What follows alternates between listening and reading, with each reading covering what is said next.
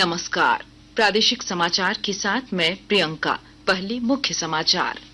मुख्यमंत्री हेमंत सोरेन ने सभी मंत्रियों को आगामी वित्त वर्ष की योजनाओं की रूपरेखा तैयार करने का दिया निर्देश।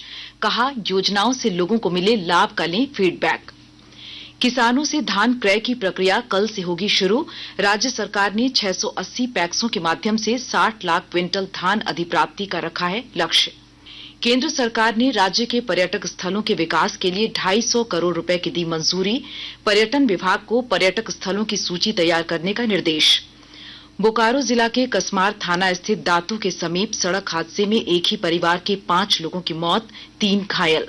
और रांची में आयोजित राज्य स्तरीय पुलिस शूटिंग चैंपियनशिप में जैप की क्षेत्रीय टीम बनी विजेता। सभी विजेता all India police shooting championship में झारखंड का करेंगे प्रतिनिधित्व।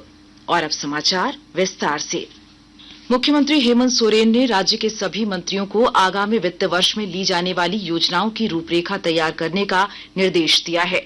उन्होंने मंत्रियों को जिला तथा क्षेत्रीय कार्यालयों में विभागीय कार्यों की समीक्षा करने के साथ सरकार की योजनाओं को लेकर लाभुकों का फीडबैक लेने को भी कहा है। मुख्यमंत्री ने पुराने सरकारी भवनों का बेहतर इस्तेमाल और नए निर्माण से बचने का भी निर्देश मंत्रियों को दिया है। मुख्यमंत्री ने अधिकारियों तथा कर्मचारियों को समय पर प्रोन्नति और उनके स्थानांतरण पदस्थापन में संतुलन बनाए रखने पर भी जोर दिया। राज्य सरकार किसानों से धान अधिप्राप्ति की प्रक्रिया कल से शुरू करेगी। इस वर्ष पैक्सों के जरिए किसानों से 60 लाख क्विंटल धान क्रय करने का लक्ष्य है। झारखंड राज्य खाद्य वितरण निगम के प्रबंध निदेशक सत्येंद्र कुमार ने बताया कि किसानों से 2400 रुपए प्रति क्विंटल धान खरीदे जाएंगे। इसके लिए 1440 करोड़ रुपए का प्रावधान है। हम लोगों ने 680 पैक्स का चयन किया है 2400 जिला में। 15 तारीख से यहाँ पर सभी पे शुरू हो जाएगी। किसान जैसे ही धान दे तो 50% राशि का भुगतान तत्काल कर देंगे। राज्य की ग्रामीण तथा पंचायती राज मंत्री दीपिका पांडेय ने प्रखंड स्तर के पदाधिकारियों को ग्रामीणों के साथ मिलकर उनकी समस्याओं का समाधान करने का निर्देश दिया है। उन्होंने देवघर में विभाग की समीक्षा बैठक में अधिकारियों को सभी लंबित योजनाओं को पूरा करने के निर्देश दिए। जो भी लंबित काम है उसको जल्द से जल्द पूरा कराया जाएगा। साथ ही साथ काम क्वालिटी का हो, इस बात पर भी विशेष ध्यान रखने को कहा गया है। प्रखंड पे बार बार लोगों को दौड़ ना लगाना पड़े, उनका काम आसानी से हो। जो भी वहाँ प्रशासनिक पदाधिकारी हैं वो लोगों के काम करने में अपनी रुचि दिखाएं, आगे बढ़ करके उनकी समस्या का समाधान करें। वहीं अनुसूचित जनजाति, अनुसूचित जाति और पिछड़ा वर्ग कल्याण विभाग के मंत्री चमरा लिंडा ने अधिकारियों को आदिवासी संस्कृति की परंपराओं पर आधारित कल्याण योजनाएं बनाने का निर्देश दिया। उन्होंने आदिवासी कल्याण आयुक्त के साथ बैठक में कहा कि कल्याण विभाग के अस्पतालों तथा पहाड़िया स्वास्थ्य केंद्रों में इलाज की सभी बुनियादी सुविधाएं उपलब्ध होनी चाहिए। राज्य के पर्यटक स्थलों के विकास पर 200 करोड़ रुपए खर्च किए जाएंगे।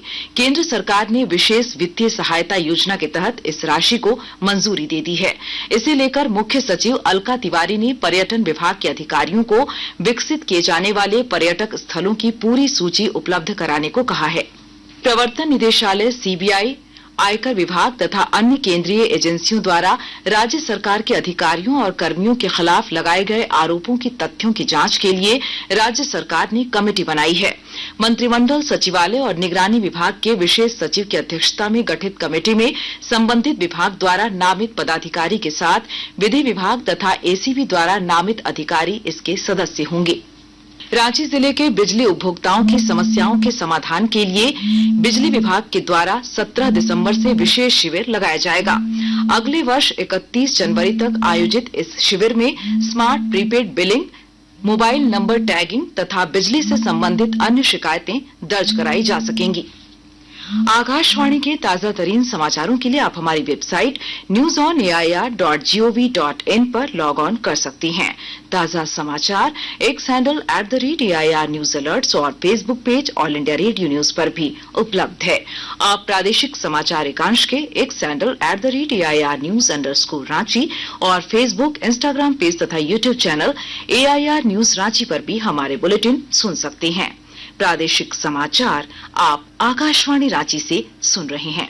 पूर्वी सिंहभूम जिले में टमाटर की खेती कर किसान आत्मनिर्भर बन रहे हैं। विस्तृत ब्यौरा दे रहे हैं हमारे संवाददाता।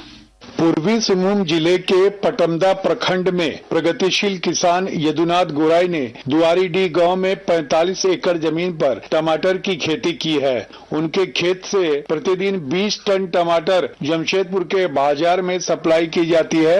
उनके खेत में प्रतिदिन 70 मजदूर काम करते हैं। समय के साथ टमाटर की पैदावार होने से टमाटर की अच्छी कीमत मिल रही है।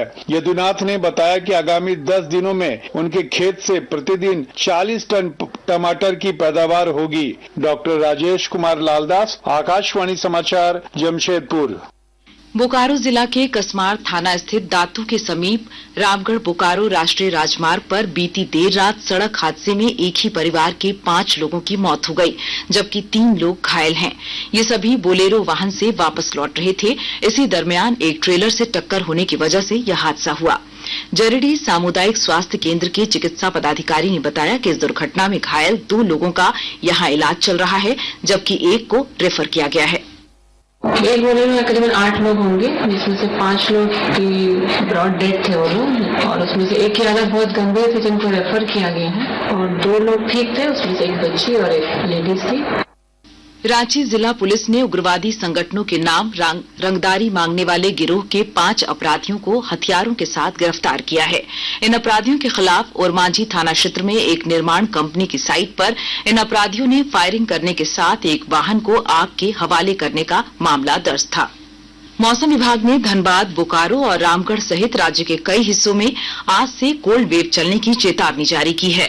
मौसम वैज्ञानिक अभिषेक आनंद ने बताया कि अगले 2 दिनों के दौरान कई जिलों का न्यूनतम तापमान 4 डिग्री सेल्सियस और गिर सकता है, जबकि सवेरे और शाम में कोहरा छाये रहने के साथ कनकनी और बढ़ेगी।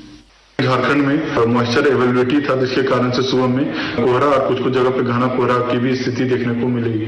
खासकर जो सुबह का जो समय है, अर्ली मॉर्निंग आवर्स है, उसमें कुछ जगह पे घना कोहरा देखने को मिल सकता है और काफी जगहों पे आपको हल्के से मध्यम दर्जे का कोहरा देखने को मिल सकता है। और न्यूनतम पारा है वो 3 से 5 डिग्री लुढ़केगा और अधिकतर जिलों का जो पारा है वो 10 या उससे थोड़ा बहुत कम, शहरी क्षेत्रों में 10 या उसके आसपास और ग्रामीण क्षेत्रों में उससे 2 डिग्री कम के आसपास में आपको देखने को मिलेगा। राजधानी रांची के डोरंडा स्थित जैप ग्राउंड में आयोजित राज्य स्तरीय पुलिस शूटिंग चैंपियनशिप का खिताब जैप की क्षेत्रीय टीम ने जीत लिया है। इस चैंपियनशिप में 142 प्रतिभागियों ने हिस्सा लिया था। अब इस चैंपियनशिप में विजयी प्रतिभागी all India police shooting championship में झारखंड का प्रतिनिधित्व करेंगे। और अब कुछ संक्षिप्त खबरें। मुख्यमंत्री मैया सम्मान योजना के तहत 2,500 रुपए सम्मान राशि की अगली किस्त 18 दिसंबर को हस्तांतरित की जाएगी। राज्य के राशन कार्ड धारियों को अब हर महीने 7 किलो अनाज मुफ्त में मिलेगा। राज्य सरकार ने जाति और स्थानीय प्रमाण पत्र जारी करने के लिए अनुमंडल स्तर पर 30 तथा जिला स्तर पर 15 दिन की समय सीमा निर्धारित कर दी है। जेएसएससी के झारखंड सामान्य स्नातक योग्यताधारी संयुक्त प्रतियोगिता परीक्षा 2023 में गड़बड़ियों से संबंधित आरोपों की जांच सीआईडी करेगी। सरायकेला खरसावां जिले के गम्हरिया थाना क्षेत्र में अज्ञात अपराधियों ने जिला पारा शिक्षक संघ के अध्यक्ष सोनू सरदार की हत्या कर दी। पुलिस अपराधियों की तलाश कर रही है। और देवघर जिला पुलिस ने बुढ़ाई थाना क्षेत्र के सिमरा मोड़ में छापेमारी कर एक साइबर अपराधी को 2 मोबाइल फोन तथा 3 सिम कार्ड के साथ गिरफ्तार किया है। और अब अंत में मुख्य समाचार एक बार फिर। मुख्यमंत्री हेमंत सोरेन ने सभी मंत्रियों को आगामी वित्त वर्ष की योजनाओं की रूपरेखा तैयार करने का दिया निर्देश। कहा, योजनाओं से लोगों को मिले लाभ का लें फीडबैक। किसानों से धान क्रय की प्रक्रिया कल से होगी शुरू। राज्य सरकार ने 680 पैक्सों के माध्यम से 60 लाख क्विंटल धान अधिप्राप्ति का रखा है लक्ष्य। केंद्र सरकार ने राज्य के पर्यटक स्थलों के विकास के लिए 250 करोड़ रुपए की दी मंजूरी। पर्यटन विभाग को पर्यटक स्थलों की सूची तैयार करने का निर्देश। बोकारो जिला के कसमार थाना स्थित दातू के समीप सड़क हादसे में एक ही परिवार के 5 लोगों की मौत, 3 घायल। और रांची में आयोजित राज्य स्तरीय पुलिस शूटिंग चैंपियनशिप में जैप की क्षेत्रीय टीम बनी विजेता। सभी विजेता all India police shooting championship में झारखंड का करेंगे प्रतिनिधित्व। इसके साथ ही आकाशवाणी रांची से प्रादेशिक समाचार का ये बुलेटिन समाप्त हुआ। आपसे अगली मुलाकात होगी दोपहर 2:55 पर प्रादेशिक समाचार बुलेटिन के साथ। नमस्कार।